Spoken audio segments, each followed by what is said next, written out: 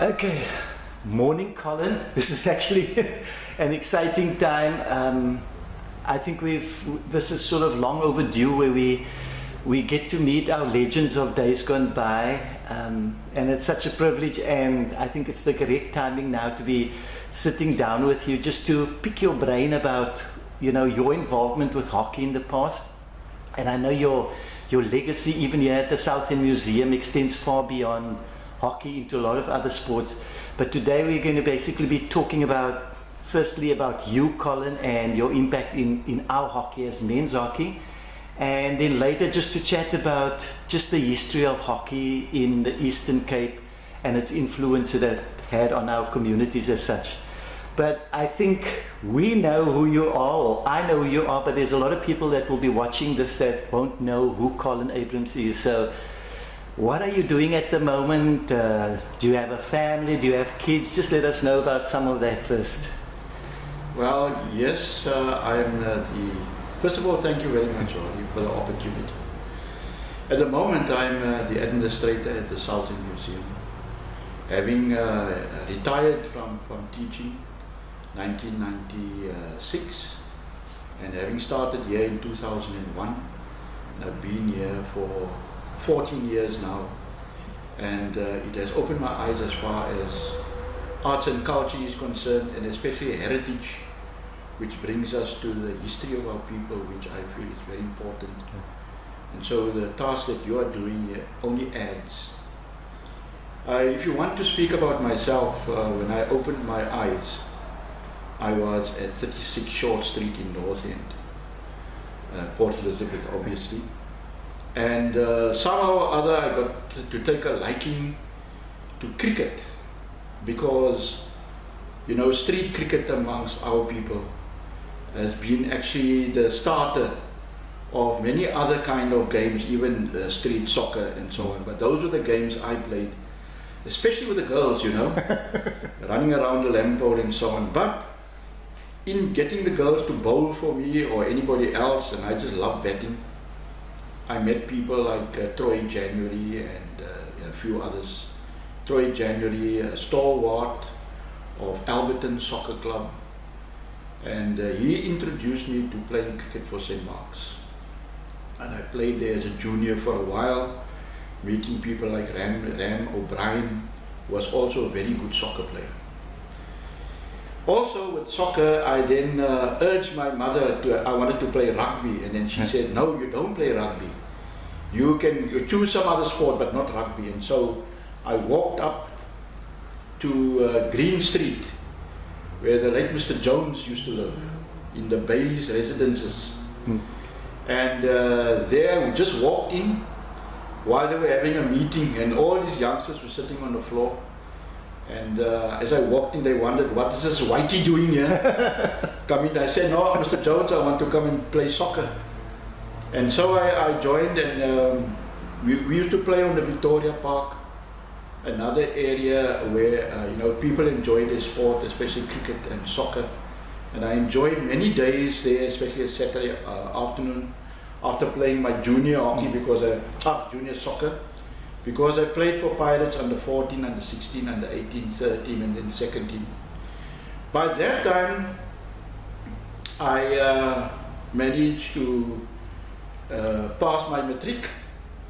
And I must say managed, because one must thank one's parents, and I really must thank my mother, my late mother, how she urged me. Because in those days, education wasn't all that important. You're either a teacher or a doctor or a priest. I wasn't too clever to be a doctor, and I wasn't too holy to be a priest. And so I got into teaching at Dower College. When I went to Dower College, I obviously followed the same trends that I was involved in, and I played soccer and cricket there. I captained both teams there. I actually excelled at Dower, strangely enough. But on a Saturday morning, staying in the hostel, I didn't know what to do with myself. So I used to walk around there, and then on a Saturday morning, there was this art teacher at Dower, who, besides doing art, I think he was doing art with the girls, but he used to load the girls up onto his van and take them to play hockey in Port Elizabeth, the Dower hockey girls. And I used to watch them, and then I thought, hey, but this is a nice game. It's very close to cricket. Because it's, it's stick work, it's hand-eye coordination. And I started to, before they left to the van, they used to practice a little bit. And I used to go and practice with them there, and that's when my feeling for hockey actually started. Now I need to go a little bit back when I finished in 1967 at Dower. The year 1968 was also the year when many people were had to move. And this is very important, Rory, we don't realize how our people really suffered. When you're young, you don't really take in, the effects. But it affected practically everybody. And I think the older people were, or parents, or owners, or people who rented. In Southend, Fairview, Salisbury Park, where I was in North End, Sidwell, Central, the whole city was affected. In fact, the whole country was affected. And with blacks, it was even earlier than that on forced removals, because this is what it was all about, forced removals.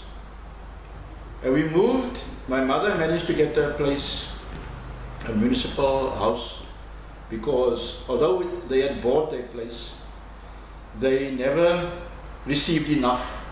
I think what they received was around 1,400 rand, and then they still took off some, less this and less that. And that was all they had. We couldn't build in Galvin Park, because there's this difference also between our people, Even our people, the haves and the have-nots, and the Galvin Parks and the Salt Lake people, But we moved to Salt Lake, 38 Barron Street. When we moved in there, no lights, street lights. There was a flakkie behind our house. Fortunately, the group areas people kept the North End people together. But and just after we had moved in, they moved in the South End people. And that's where I began to meet up with people like the Prince family, Papa Prince, Sydney Prince. I used to be very scared of Mr. Prince. Terrible to go there. And a lot of other South End people, and Ian Shovel. Craig was still very much younger then. Hamid, the late Hamid Abrams. And a guy that stayed with me, my cousin Clive Lee, from the farm, came to stay with us. Very naughty Clive Lee. But we soon found out that because of this flakkie, the girls started playing hockey behind our house. And like boys are, is it because of the girls? I don't know. I'll leave that up to you. Or is it just because, just the art or wanting to do something, you see? And we started just playing there with the girls. And somehow this game attracted all the guys like Pulans Pereira, and so on. And then after a sweaty time with running around with the girls and showing them how good we are, we said, no man, hey, we must start a hockey club. And so with me being in my first teacher's year, Papa and Pulang said, Colin, you're the teacher. We still at high school, they traveled still, with the bus. You start this club. And I said, fine, I'm going to see what I can do. So I got one of my teachers, my elder teachers there at where I started teaching at G.J. Lowe in 1968 in Shorter Township. And I asked him if he wouldn't be our chairperson. And so we got Hamid and Sydney and Pulangs and Papas and a few others. I think the Adamson was also there, and a good few others. And at the same time, from my North End days, I had made friends with people like, the Sam family around the corner in Edgar Lane. And there was Lenny Sam and Cliffy Sam and Dominic Sam. And they used to come and pick me up still there in the wasteland of Salt Lake where all the clay was. It was terrible then, But people really, got together. This is where one has to look at humanity. how people, you know, in times of adversity, how people can, you know, come together. And it was so nice then, how we all, you know, could get together. And then Lenny and Clippy and Dominic also joined the club. So we started our club in 1968. And the club was called Lakeside Rovers, and I left this up to Pulangs and Papas to give the name. Sorry about that. But they were soccer fans too. And you know, being still high school learners, they were crazy about Roy of the Rovers and used to read the comic book. And that is how Rovers came in. And because we were at the side of the lake, Lakeside Rovers became the name. Awesome. Then okay, the club has started. Now the next duty I get from these guys, you know. Colin, listen here. You must now go and get other clubs. You must go and find out. Now I'm thinking now, who, what? And that's how I, because of Lenny Sam, you know, we had a little Beetle and his parents' car and picking me up. We used to go visit a lot in Fairview. You know, we were looking for girls then, you know, in Fairview had beautiful girls. And went to go visit all the people there, the Sneemans and so on, you know. Sundays we had to chase back and from Fairview. But yeah, so Tony Peterson also lived around the corner there in Fairview. And Tony being also a young teacher at Patterson High School, they like to throw parties at their house. The Barrys used to live there, Michael Barry and come close by, and the Petersons and the Kingsons. Sneemans lived a bit further on, and what was Alan's surname now again? There were a good few other friends, you know. And I went to speak to Tony. Then Tony used to tell me about this 1950 start of hockey, that there were men. And then, you know, wanted to find out more about hockey at that stage. Oh, I didn't know. We thought we were the first, you see. But then I started finding out, talking to Tony and so on.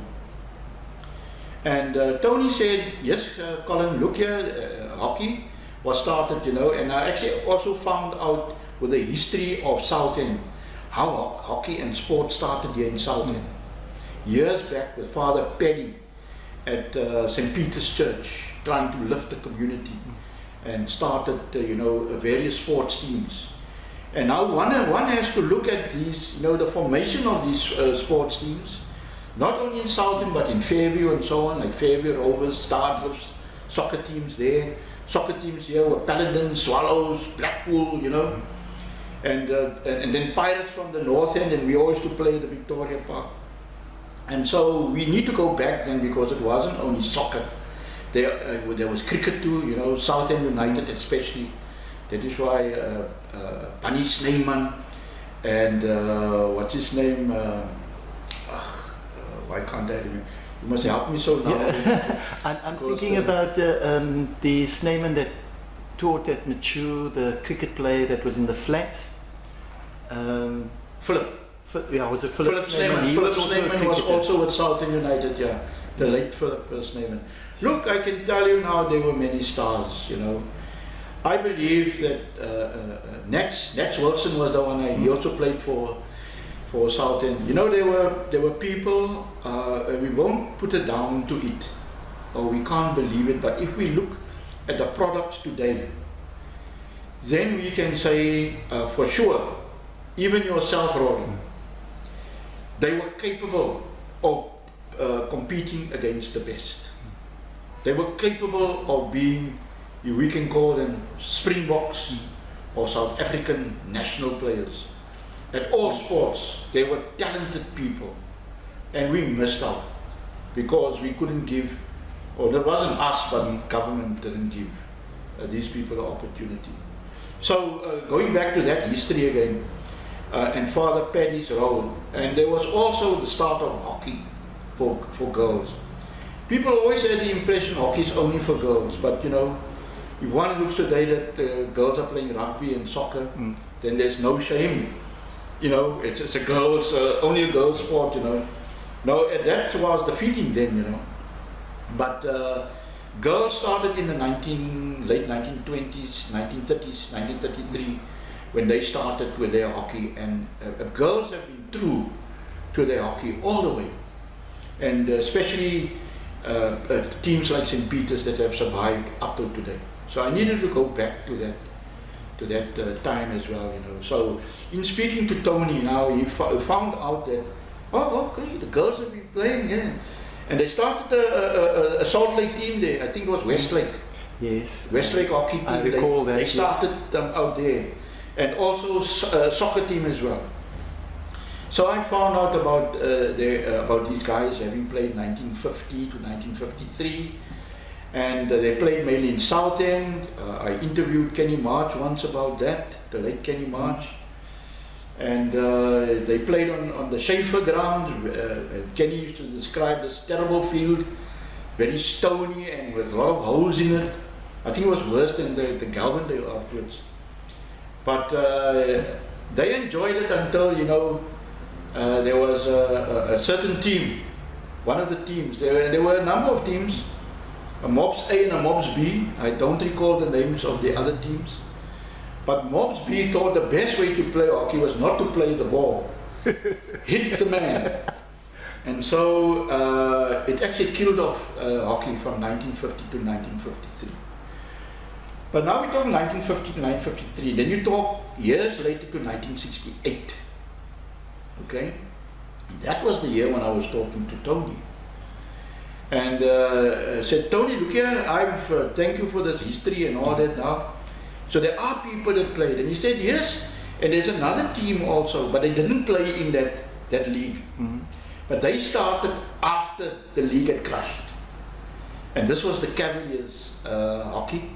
They started in 1963 in Bullen Street, at one of the guys' houses there in Bullen Street. I forget his name now. I think he was a Cape Townian. And then I got to know people like Cheesy Bowers, Casey March, and a good few others, you know. Some of them played cricket and also played hockey. And this was now 63, but they didn't start the league. Because they always want to give the impression they started, they didn't do anything. Yeah. They were there, they played in Queenstown, in the league in Queenstown, and they also went up to Cape Town, to Queen's Park, Rangers and so on. So they like travel. I don't know why, only they can answer. Yeah. Although some of them have, you know, passed on, but Tony, you know, being Tony as he is today, Tony will be able to tell us much more about that. Yeah. Colin, just a point on that. They didn't have any other competition in Eastern Cape, so they would just be traveling and playing. Yes. That's interesting. Or they might have had a game against the ladies now and then, you know. Okay. That would give them another excuse, you know. But they loved the traveling thing. Yeah. So it was like an ad hoc kind of situation, playing now and then and so on, you know. And I remember when we were at Southend High, actually, we played a game against them, against Cavaliers too. I think they beat students. So anyway, so Tony said, Colin, look here, I'm going to see what I can do. This might be, you know, get things going. And so he then, and we've got to give credit now to Tony, but I think Tony just went back to his old mates. Yes. And what we did was, we said, in my discussion with Tony, we said, Tony, how can we get a number of teams? So Tony teaching at Patterson, he said fine, because he's coaching the ladies there. Perhaps he can get the boys interested and start a Patterson team. He would then also speak to Casey March, who was from the Cavaliers linkage, Cheesy Bowers and so on, and see what we can do. And I said, I will go to Mr. Fisher, because I've just been fresh out of college, and Mr. Fisher being the headmaster of Dower College. I'll go to him. They had a ladies team, couldn't they get a men's team too? Then you find out the finer details of life, you know, that I never really realized, you know. The Dower College was entrenched into the UCC, the Congregational Church. You don't play sport on Sundays. And that is what Mr. Fisher told me. And so I didn't succeed with Dower, and it's strange that later on, in our years, Dower College did come about. But then it was left up to Casey March and Cheesy Bowers. Cheesy Bowers were hard work too, and between them and Tony, they called a club, these clubs, they started these clubs. So it was a brilliant 6 clubs. So it was Cavaliers, Lakeside Rovers, Adalians, Bluebells, now I don't know, was Lotus there already? I'm not sure about Lotus, and there was, there were 6 clubs. I think I recall, because all of our history, I think even when you look at Gregory Knapp, myself, I played before there was a league started with the juniors with Lakeside. There was like a kind of social junior league. I played at Lakeside because that was the only junior team that was available. And then I know soon after that, Lotus had a team, so they probably might have been in that 6 grouping. Adalians, let's not forget the Adalians. They were also. That's interesting. I didn't know Adalians started that. There were 6 clubs, but my memory, Spurs? No, were they? I'm not too sure. Yeah. I'm not too sure. I didn't have a chance to go back to my notes. Yeah. Because there were 6 clubs, and they formed the Eastern Province Men's Hockey Union. Casey March as chairman. Awesome. Obviously. The legend. Yes, the legend. Yeah. Being a young person then, like I did with my club, I gave off the chairmanship to Mr. Holy. He served in our first year, and then same thing with, I didn't want to get involved there because I wanted to play. I didn't want to, and I actually made Eastern Province too for 1 year. And then the next year I was about to be selected too, but then I withdrew. I don't know, I think I was injured, something like that, so I didn't make the next year. So it was the whole span of years of Eastern Province Men's Hockey Union is, and taking the history of the Group Areas Act into consideration, we must realize that that was partly how, because of that, it sort of brought people together, and it helped to start this new hockey for men. Okay, clubs that were there previously died away, like Paladin Soccer Club died away, Southend United died away, but it brought about new clubs being formed, like cricket, Stardust Cricket Club that I went to go play for afterwards too. Hamadias, and so on. There were many other new cricket clubs, and then this new hockey thing also started, and then Eastern Province Soccer actually became the Northern Area Soccer Board. There is a bit of history there as well that I'm not going to tell, because that's not my business. People like Valentine Brink, they can tell that story. Yes. And and out of that whole thing, we must look at softball, baseball. We must look at the sports that came about then because of people wanting to keep the people busy, keep their minds busy, keep them active, keep them fit. And it was a very interesting era that we went through, and hockey being a part of that. And we really need to look at legends, not only hockey players, but hockey administrators and other sports administrators as well. And there are so many that one can talk about in soccer, in cricket, in hockey, men's hockey, women's hockey. I'm not going to go through all those names because I need to have my notes in front of me to remember, but there were legends of administrators. There were legends of players. And then this league started, and obviously, we, because of Eastern Province and the connection between Cavaliers and Queen's Park Rangers, there was already a connection with Western Cape. And that is how guys started talking. And in the next year, 1969, you won't believe me, the first South African Men's Hockey Board was started in 1969. Sure. With Casey March again, Yes. chairman. I love that. I love that. And one must look at him. He was a charismatic a person, a very interesting person. Never got married, at times very kind, at times can be quite brutal, in his dissection or bisection of a person if you had done bad, you know. But he really led EP hockey, men's hockey, for many years. And we must take our hats off to him. He had his critics, obviously, but he was very proud of bluebells. And sometimes I think he favored bluebells. But I served EP hockey. I used to go as a delegate for Lakeside Rovers all the years. And at first my house at 38 Baring Street was the headquarters of Lakeside Rovers. We used to have our meetings there.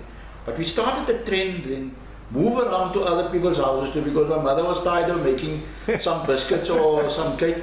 Give the other mothers also a chance, you know. And we managed to buy a house in at 87 Cobus Road, and I developed it further.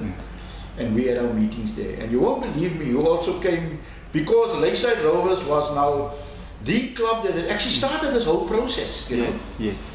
And we had some innovations that we did. We performed well on the field. We had brilliant players. Papa Prince was excellent. Colins was excellent. When trials came about, we used to have 8, 9 in the trials, Colin Abrams included. Yeah. And then they had a fallout with Kenny. I won't go into that. It had something to do with Papa Prince.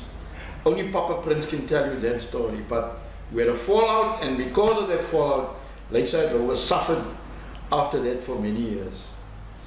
But we started a junior hockey.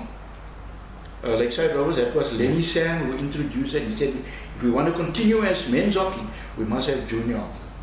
And that is how we had the first junior hockey team, and the other clubs came in, and then Kenny Mart said, no club will play in the afternoon unless your juniors play in the morning.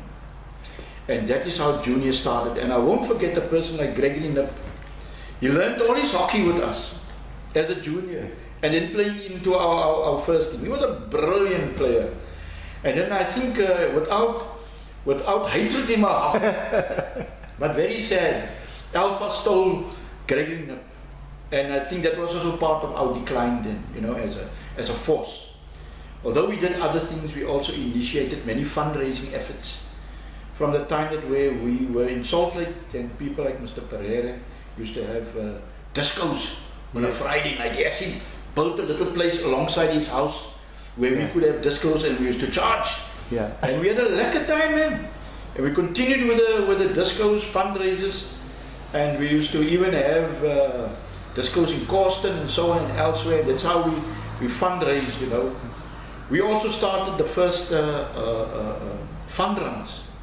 Lakeside Rovers, the Olsen Lakeside Rovers fund run was the first fund run in the northern area. It was an initiative that we took, that EP schools actually asked me to come later on and to initiate high schools and primary schools for their fund run. So we feel we've played our part, you know, as far as that is concerned, and building hockey and seeing it Lakeside is still there today, even in part with Cavaliers. Yes. The ones that fight with us who started hockey, you know. Colin, if I mean this history is incredible. I found out that I was doing a lot of things in my hockey career with club that I thought was just by default that way.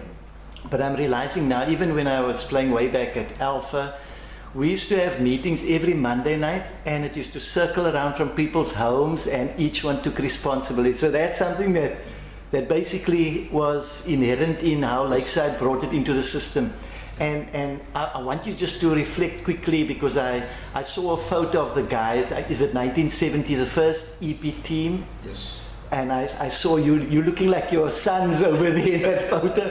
But who were those people? And maybe just a little bit about the tournament that you went to play something there, because that is the iconic first EP team that I'm aware of after the whole process of you reviving the hockey as such. No, you know, I can't remember all the names now, but if I go look at the photo again, I'll be able to remember, you know. And strangely enough, there was an Indian or two there in the team. There were, the Alavi Abrams. Yes. You know, and I think Boere was also part of that team. That played for Bluebells. For Bluebells, yes. And your captain was a Potgieter.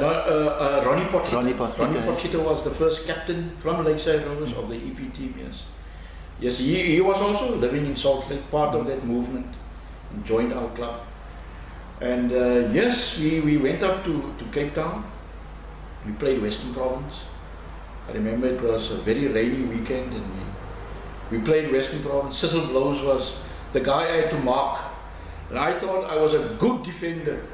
But by God, he used to beat me so easily. They had talents that we never had, you know, or hadn't built up yet, you know. They were brilliant hockey players. And both games, we played Saturday and Sunday.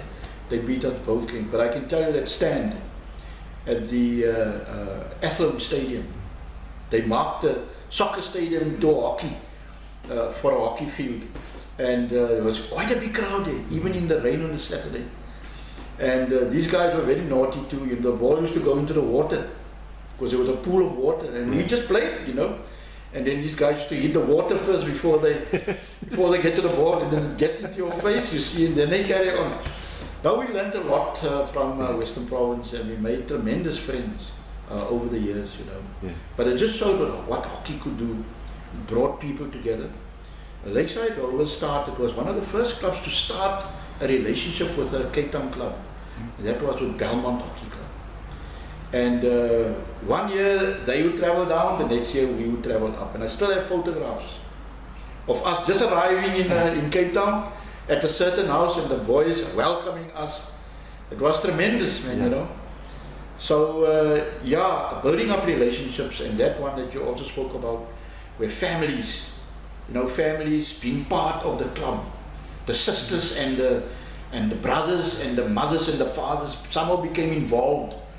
And I think this, you know, you must have also been very much a part of that, you know, because all your brothers became involved in hockey, you know.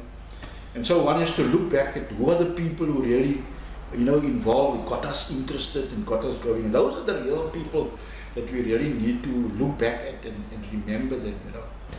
But yes, going down the Lakeside story and the Eastern Province story, I'll never forget also is, I served as vice chairman of EP hockey for many years. And you know, all we paid then per season was R5. You just pay your R5 for the season, that's your season fee. Yeah. If I must look at what people must pay today, it's up to R1,000, yeah. You know, for and that is another story that one needs to talk about, you know, from R5, 1969 onwards, you know, and it stayed R5 for so many years. It stayed R5. Kenny March never lifted it. And the people, the players who were selected for Eastern Province never had to pay, because then Border became involved, and you know, there was Johannesburg that came involved, there was Natal hockey, and so on, you know. So South African hockey grew from that humble beginnings. South African hockey grew, and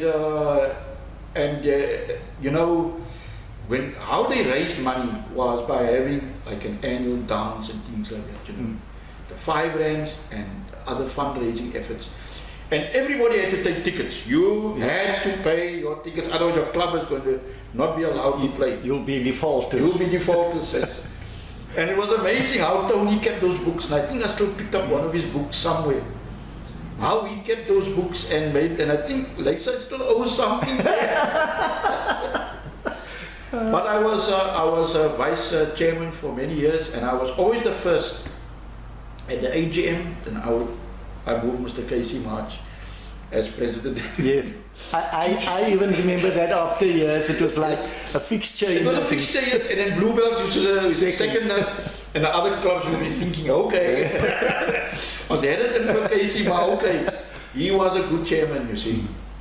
With his disciplinary committees, there were people who stepped out of line, the relationship between soccer and hockey, because the guys being naughty in soccer would jump to hockey, or being naughty in hockey would jump to soccer. And then the two unions decided, we will watch these players now. If they default here, they will also be defaulters there. And it worked. Yeah. It worked. But coming back to the fundraising, Rory, I remember, you know, the fundraisers at the Alabama Hotel, that's no more today. That's another history. The 1990 uprising, even going back to 1971, the bus boycott, you know, how people became involved against, or stood up against, you know, the whole apartheid system and how they suffered. But anyway, that's just by the way. And getting back to the Alabama Hotel, we had to stand at the door. We had shifts, you know. And then myself, I had my shift, and then Tony used to come on, Colins, your turn now. Yeah. So he used to draw up the shifts, and then we all had a turn to stand at the door. Never had trouble there, you know. Although, you know, Shorter Township, you but you know, strange enough, there was a lot of respect.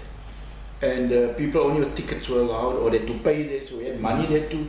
No robbery taking place there, you know, remarkably. And one of the things that they brought in that to make it interesting at the Alabama Hotel was sometimes giving prizes, or they used to tell the clubs, look here, this is your section at the Alabama. You must now decorate this part of the Alabama, decorate it. And the one that decorates the best will get the prize. Hey, I tell you, we had people like Sarrigan Moodley, because he was also with us at Southern High and Friends of Lennystown. He came to join our club as well and was our treasurer, secretary, and then at times treasurer as well. He used to come up with all these ideas, how we gonna, you know, make it the smartest. Yeah. And it was amazing, you know, people went in for that. It kept life interesting, and it made hockey stand out, you know. And so, yes, hockey progressed. We played, even the movement of hockey from the Galvandale, where we were at the front part where soccer is now. That's where hockey was first. And we accommodated soccer by moving to the backfields. We accommodated, and there where Galvandale Cricket Club is, that is where we played hockey for many, many years. And it was so ideal because it had this ramp on the one side, and cars would park there, and you could sit in your car if it's cold and wet, and you could watch.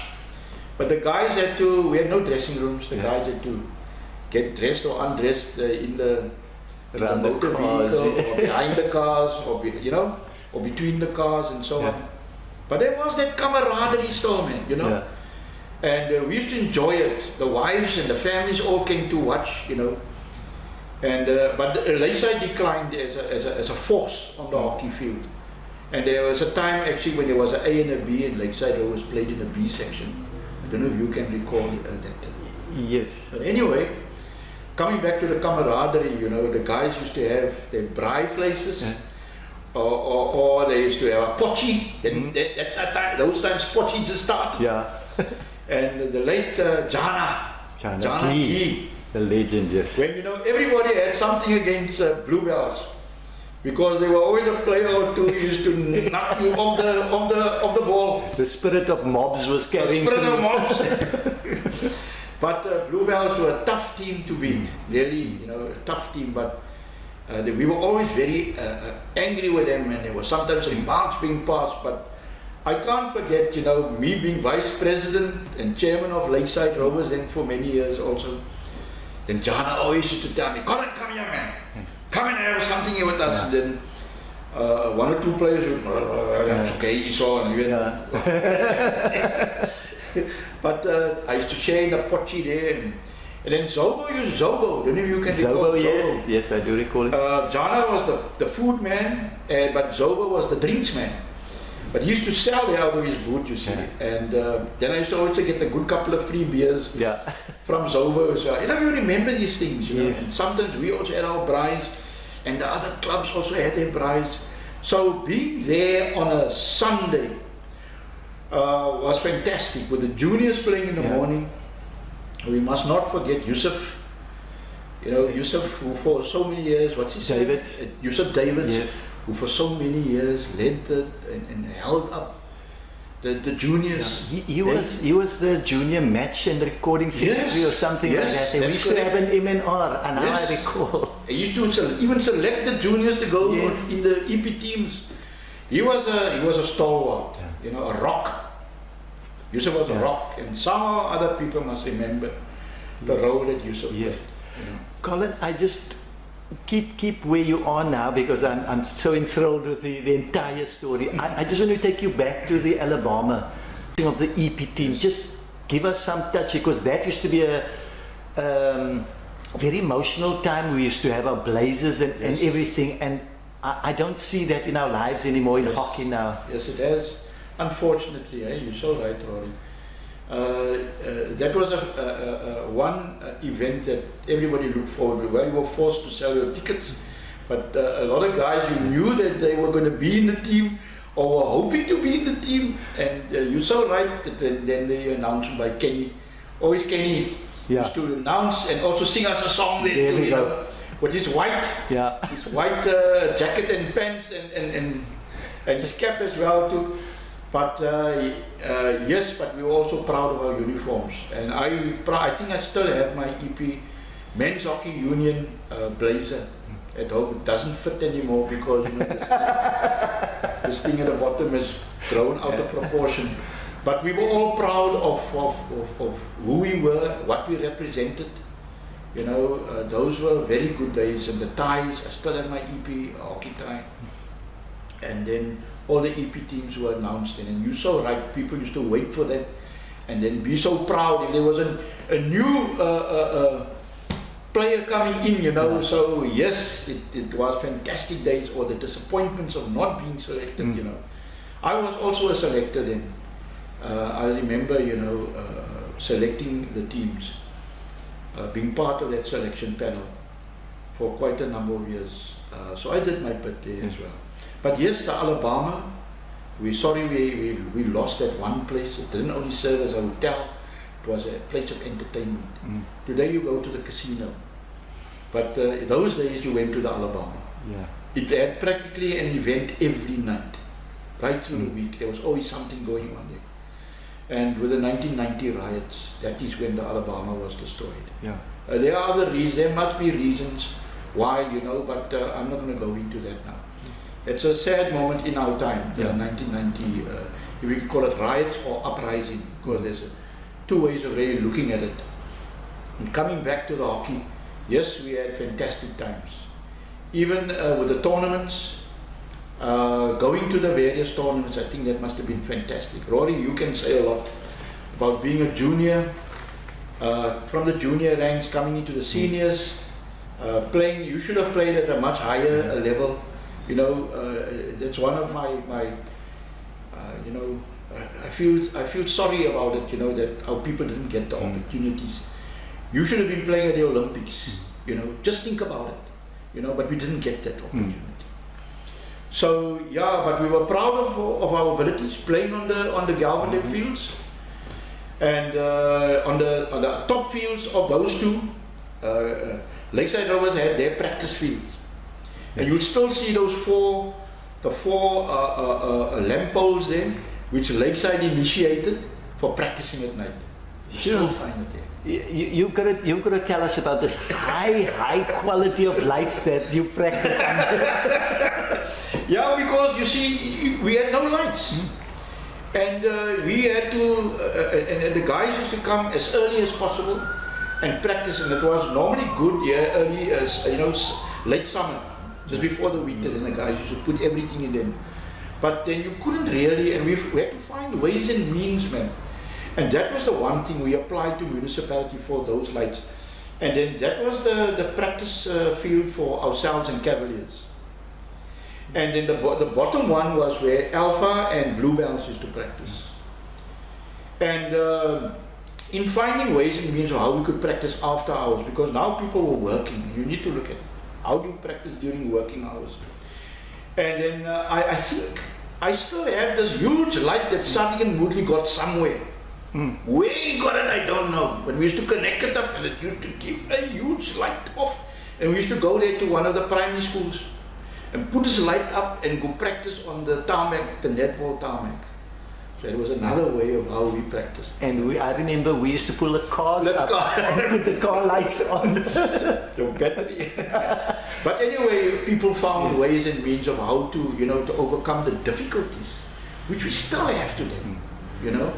I bemoan, I can talk about the unification later, but as we go down the history of hockey that is so entwined into the history of this country, because the enjoyment that we had then was also going along with the movements that were taking place in the country, and all the laws that were made against us. And while you were young, you didn't really, it didn't really take so much effect on you. But I wonder at people who worked in factories.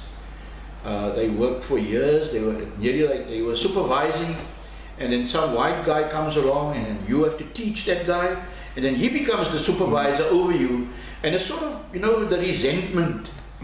Those kind of things, the ill treatment that people had from the police, all the laws, the apartheid laws, I suppose our elders felt it more.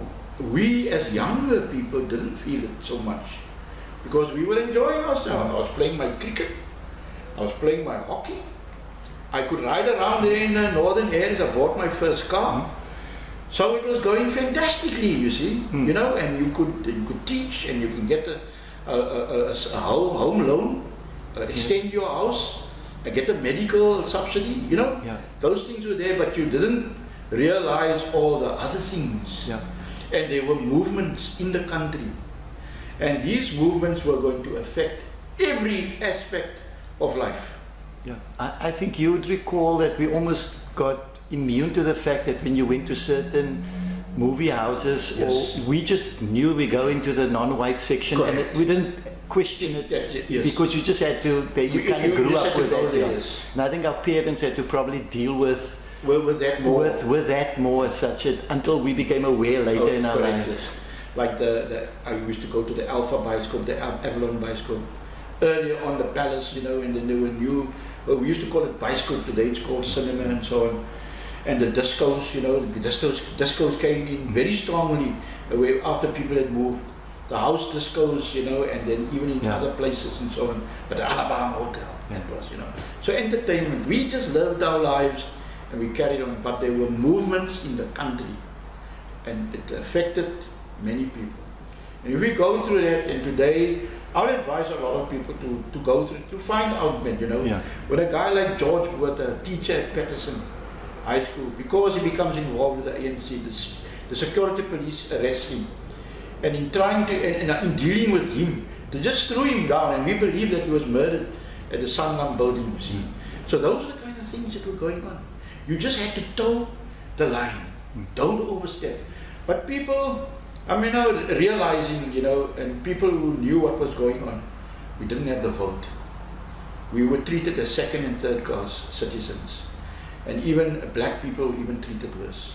They had to walk around with passes and things like that, People, there were curfews at night, So they were, we just sort of knew, hey, you're the boss. The Witman, you must give him all the respect when he's the boss, And you don't only after say, hey, but look here, I'm a human being. And these are the things, that one must think about. And so that is how we need to go even, and let me stick to sport then now. We need to look at people like Dennis Brutus. A guy who lived around the corner from me in Short Street, North End. He lived in Shell Street. A man who stood up for his, the rights that he felt that he should have and other people should have, equality. And because of what he said and on the organizations that he belonged to, and the teachings that he gave, he was arrested, and I know the time when they arrested so many people, and in Short Street alone there was the Simpson family and the Neekirks, and Brutus was around the corner, and a good few others, and they were imprisoned in the Royal, in the North End jail. And they came walking past our house after they were released on those very hot day, and they stopped at our house and they asked my mother, just give us some water. And I still remember this group of men standing there at our front stoop, and we gave them water. Now we need to, Dennis Brutus, he's an icon. A man who was arrested, and then in escaping he was shot, and then imprisoned again, and then he left the country. And it's because of people like him and Sam Ramsamy and other people overseas who really started this movement in sport. Yeah. Like, you know, you will hear about Sandrock, those organizations that were started, you know, and other people that assisted, like that hard guy from England, and how they got countries, you know, turn against South Africa in sport. I tell you one thing that the boer liked. Ek wil my rugby speel, you know, and they were actually stopped from playing against countries in rugby as well. But then also let's look at Basil de Oliveira. Like you, like so many others, talented people who could not represent their country. Basil left here. Basil de Oliveira is a cricketer from St. Augustine's Cricket Club in Cape Town. He left this country because he was noticed. He was seen by a scout. You know, these guys come from England, they play here in the Western Cape. Oh, he's a good guy. That, you know, let me take him to England, and that's what happened. He played county cricket, and eventually good enough to represent England. And so with the English team that had to come to South Africa, Basil was selected in that team to represent England against his own country. And then, of course, I think it was Vervoort, I'm not too sure. Who was it really? He said, no, you can't bring a non-white coming to play in our country. These are our laws. So England said, fine, then we won't come. See, those are things, how things started. And they even started to, you know, they wanted to keep the Maoris out of the New Zealand team. Hey, who doesn't want to play against the All Blacks? Yeah. And but the All Blacks came. I think they left out some Maoris at the beginning. But eventually the New Zealanders themselves stood up. And the last time that I think Nas Botha was in that team, when the New Zealanders, that was problems in that country. They used to put glass and nails and I don't know what all in the field, flower bombs from aeroplanes, and they protested and they sat in the middle of the field and they had to play in secret fields. New Zealand versus South Africa, that was the last two. So you see the impact of people like that. Look at Basil de Oliveira, Sam Ramsamy, we look at Dennis Brutus. These are people who really brought about big change in this country. Yeah. But that was externally. And at the same time now the movements, you know, besides the beginning of the ANC and later on the UDF and make the country ungovernable. And you should know about even in the schools, I was a teacher at the high school then, you had no control of the learners, you know. So those were stirring times, really stirring, emotional, even fearful times. People were being killed, the Craddock 4. I mentioned this guy that was killed in Sunderland. How many others? Death in detention. Yeah. Steve Biko, you know. People felt they arrived at the time, no, we want to be treated as human beings. But this has been coming on a long time, but they never had the strength or the unity to really, you know, do this. And this was, you know, the 80s, even in the 70s, the 80s, more in the 80s than any other time. Yeah. And this was the time also when the sporting movement came in, internally, SACOS. Right. Now, African Council of Sport. Colin, that is very interesting because I wanted to share that. The one thing that I remember is that we were dedicated to, you know, some of us were much younger, saw the political infrastructure going and the struggle and the De Oliveras and all of that. And when we came into it, because our senior guys like yourself were mentors to us, we looked up to you when there was guidance on these things, we bought into that. Because I remember we never used to watch white sport on TV. We were so committed to the cause, and when I look back at it now, I understand why it was so radical. And maybe you can give us some insight into what the philosophy was of SACOS as such, because it was an incredible movement. I grew up as a junior into the SACOS movement, so I didn't have too much of the past history coming with, except the stuff that I eventually researched. Yes. But SACOS had a massive impact on hockey, I know, for many years until unification took place. Well, one has to look at, you know, all the movements, you know, even the UDF with Alan Busak, you know, political movements. We had the unions, the start of unions in factories, Kosato and so on, you know, and then SACOS in sport, you know. It was a movement to bring discipline. It was a movement to initiate amongst people a resistance. And that resistance, you know, actually culminated into the fall of apartheid internally. Like the external movements, there was the internal movements. And it was tough because the Boers wanted to cling, or let me not say Boers, you know, because look, there were many whites who stood up against apartheid. You know, we've got to realize that today also, you know. We mustn't generalize, but it was the National Party. And any movement, so they had the security police, so any movement, you know, they used to, you know, watch diligently and try to force, and many of them went overboard, and they used the police also, you know. It's a pity, because the police are there to protect people and not, you know, enforce, but they were working for government. So, you know, all these things have to be digested and cut up and looked at and studied and so on. But on SACOS, you know, it started slowly. In a way, you know, sport also played its part, and SACOS, you know, became either a loved or a hated word, because it was taking people out of their comfort zones. You had to become part of the movement as well, and many people weren't ready and didn't know, you know, like even many of the younger ones.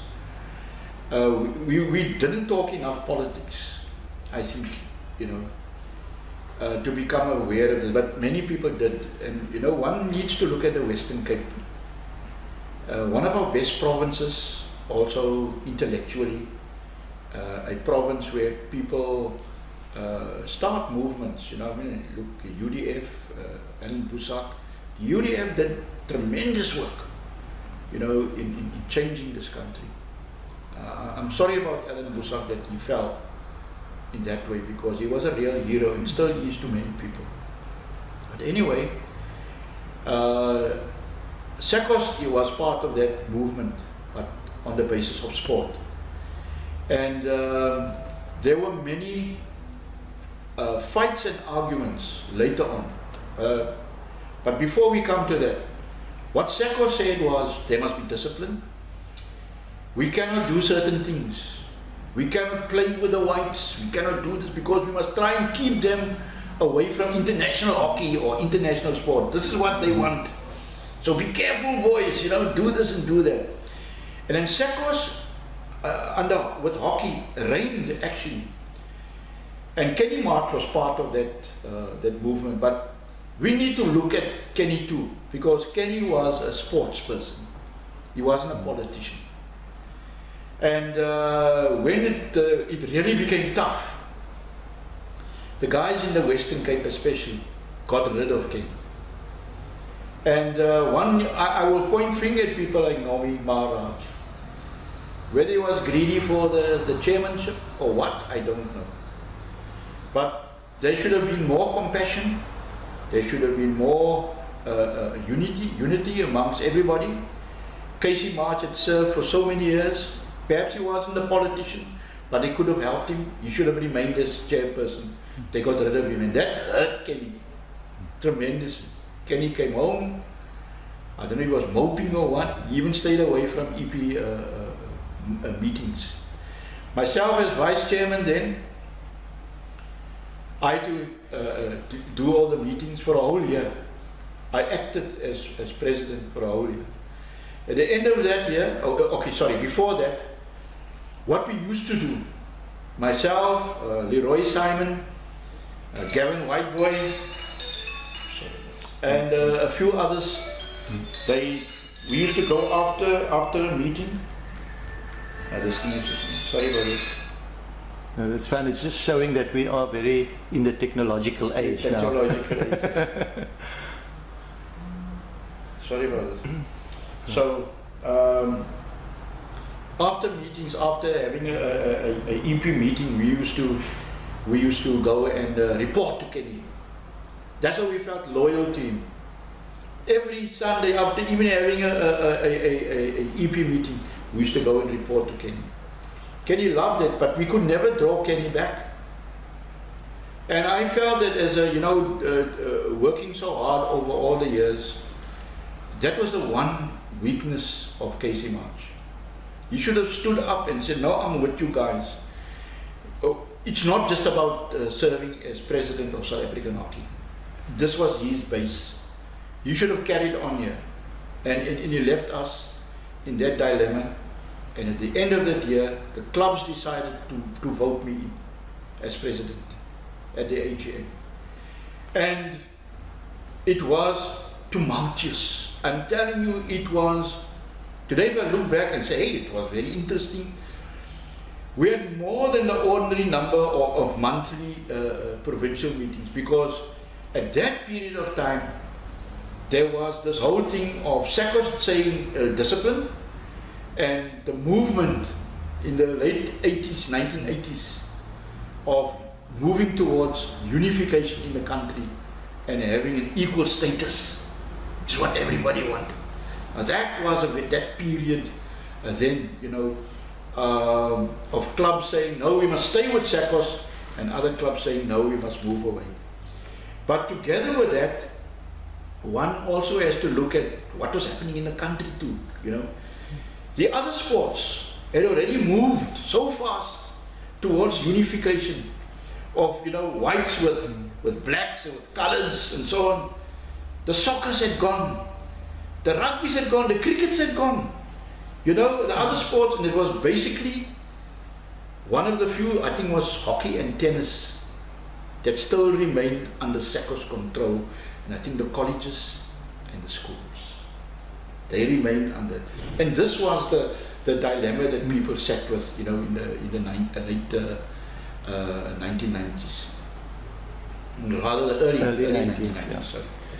And one must look at that era also. Why? And as I focus upon hockey, and our situation of people, how they were divided. People were divided, and at the same time, with the emergence of the African National Congress, they were the strongest, obviously, with the backing of so many Africans.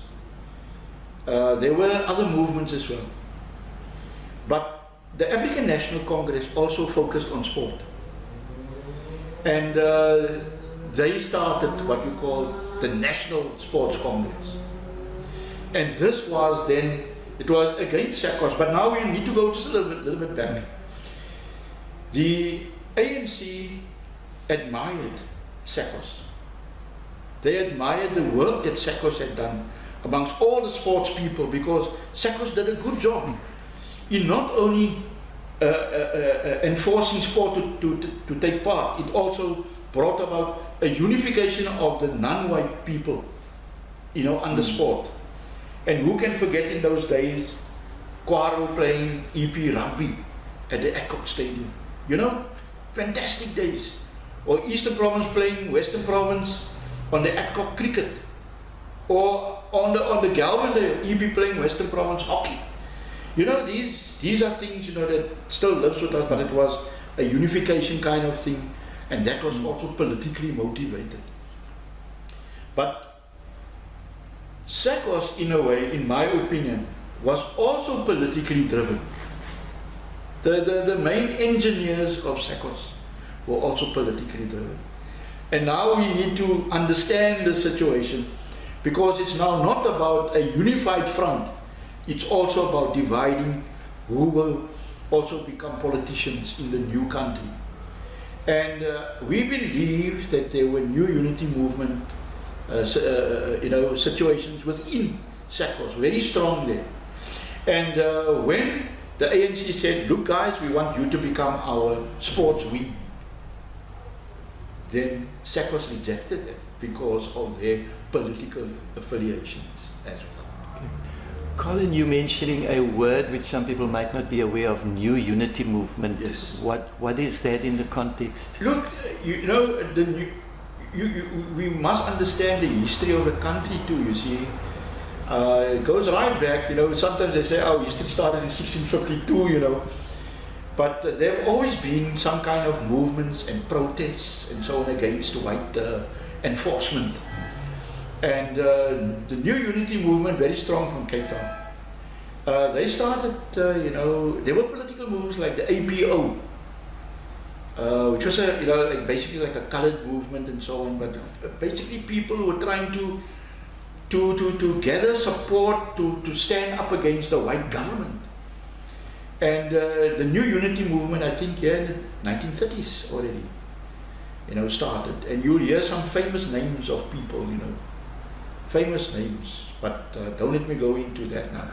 So this trend has been, you know, ongoing, and so we had people who strongly believed in this kind of movement, and we still have the new unity movement today still. A very small, very intellectual group. Perhaps one of the critics about the group is that they are too intellectual and very theoretical. When they can talk, they can tell you what is wrong. But in movement, you know, in becoming radical or, you know, forming a political party, they're very slow with that, you see. And that's why perhaps in a way they lost out in the past. But this is what the main leaders of SACOS, most of them were new unity movement, you know. Together with that, one must also look at the influence of school sport, because that was another thing that was also linked to SACOS. And we need to look at people like Raymond Uren, you know, a man who stood up for his convictions. People like, even like Alan Zinn, and what was this Braintjes guy who played for Bluebells? AB Brainers, yeah. You were also from Bethesda High School, yeah. But a strong supporter, you know, of that kind of situation. And those guys, we need to re-look at those people. They're also part of our history and also our heroes of the past. And we must remember people like that, you know, and especially in sport, June Udemans and those people, you know, the people who played a role. Bushy Peters, you know, these guys, there are lots more, you know, people who stood up because and they felt that, you know, sport must also be part of the political field. Yes. And they must play their part there. But it was difficult, man. And so we come here to this era when we are about to, you know, unification is being discussed.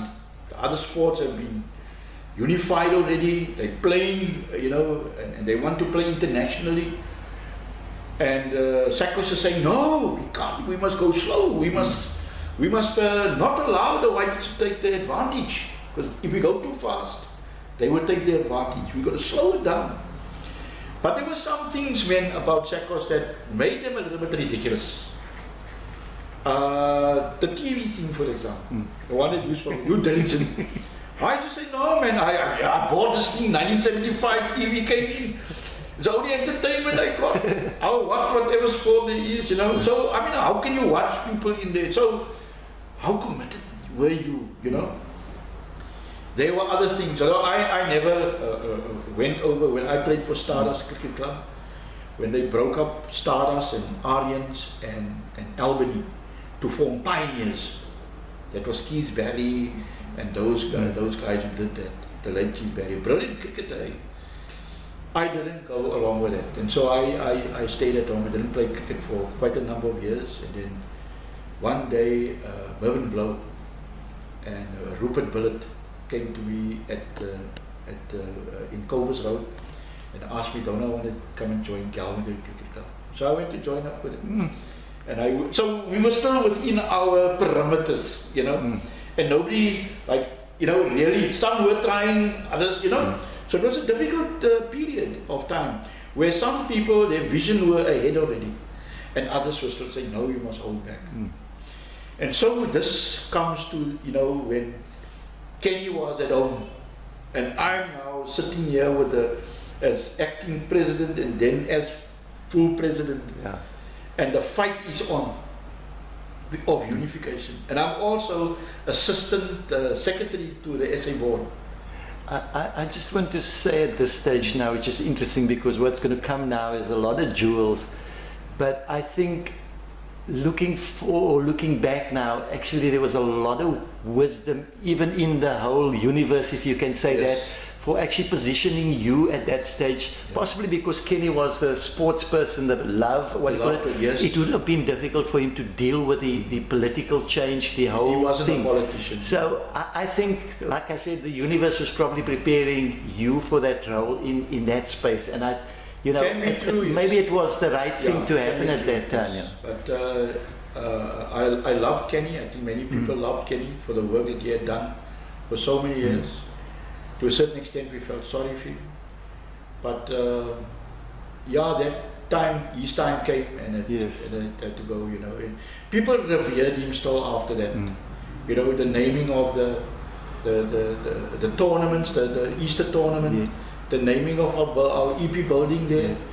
You know, and I still remember the last time he came there to sit. I still sat with him, and then I interviewed him, and it was in the old age home. Yeah. He loved it there with all the women around him. But it wasn't long, then he passed on, you know. So he's one of our heroes that we really need to look back at. Yeah. But that period, you know, where our hockey clubs were divided. Some wanted to go along with the new situation. Go and tell SA board we must unify, we need to move. Others were saying, no, we must stay with Sekos. We can't move. And Van der Horst is giving orders like crazy. I think he gave too many orders, you know, and I think it affected him also, you know. It must have been, you know, because politics and so on, and the movement in the country, and Western Cape, it was even worse. And here, we had to fight it out. What will we do? Because now we've got the delegates. It's myself, it's Gavin Whiteboy, I think Wendell Domingo were also served on schools then. I think one or two others we used to go to either to Cape Town or to Kimberley, wherever SA hockey must meet. And then we forever bringing up this thing because we're carrying the message of the needs of the clubs, which is correct. You must take your mandate, whether you like it or not. You know, you're going to take, and also there were some of us, even like myself, we could see the end of apartheid is at hand.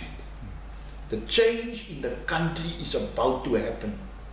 We're going to use our heads in how to go about this whole thing.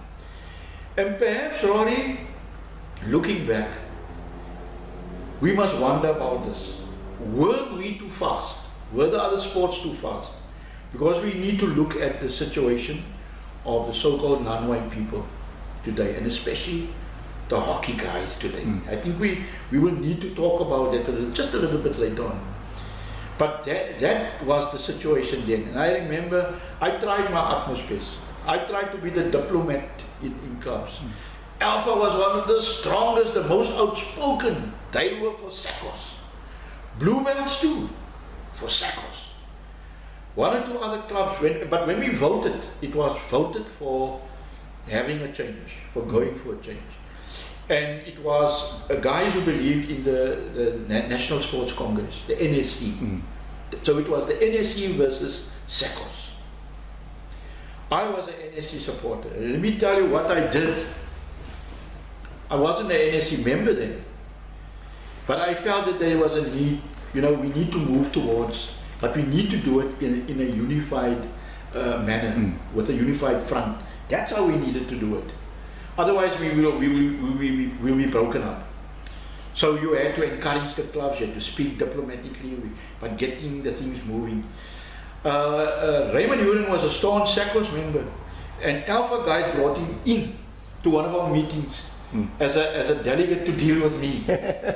Where they were using the big guns against the other big guns. So I had to deal with this too. And then Mr. Huron criticized me. He said, I don't have control of the meeting because I'm allowing people to speak too much, but I was giving them the opportunity. I didn't want people to leave and say they didn't have the opportunity. Yes.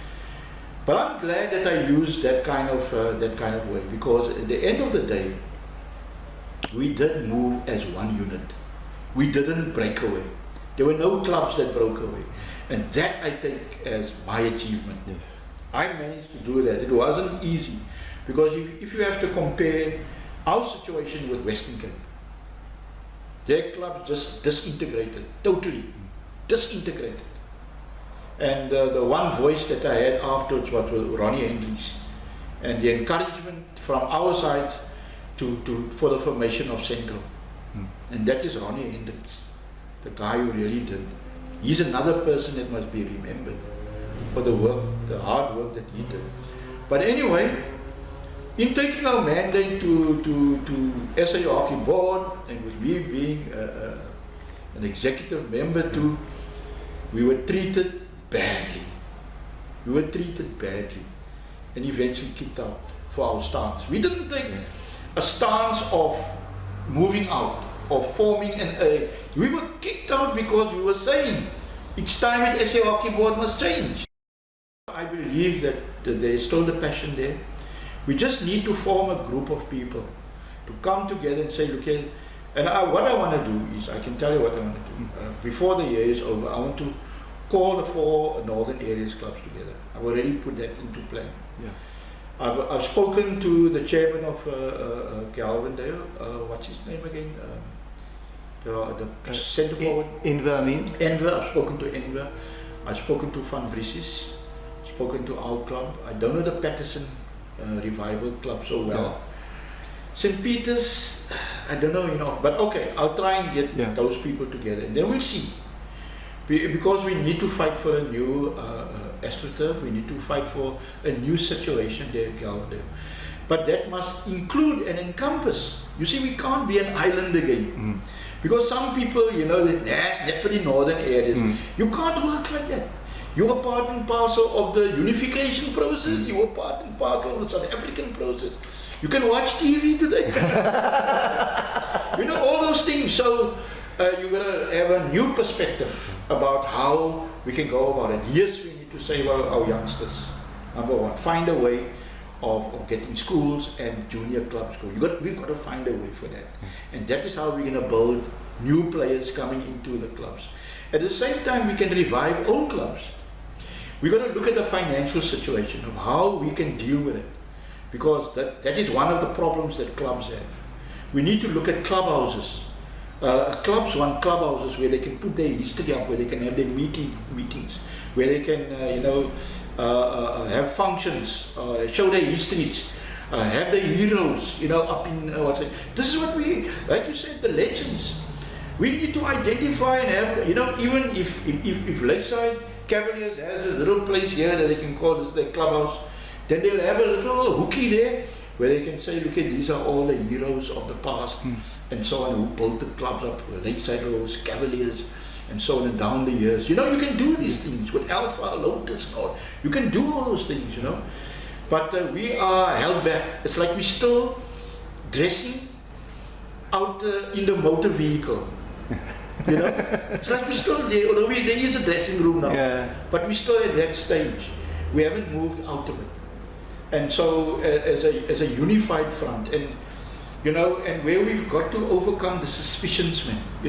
This is the one thing that worries me, where the clubs are always continuously, against each other. We must try and get rid of that first and say, look here, this is our hockey, it's not club now. How can we do this?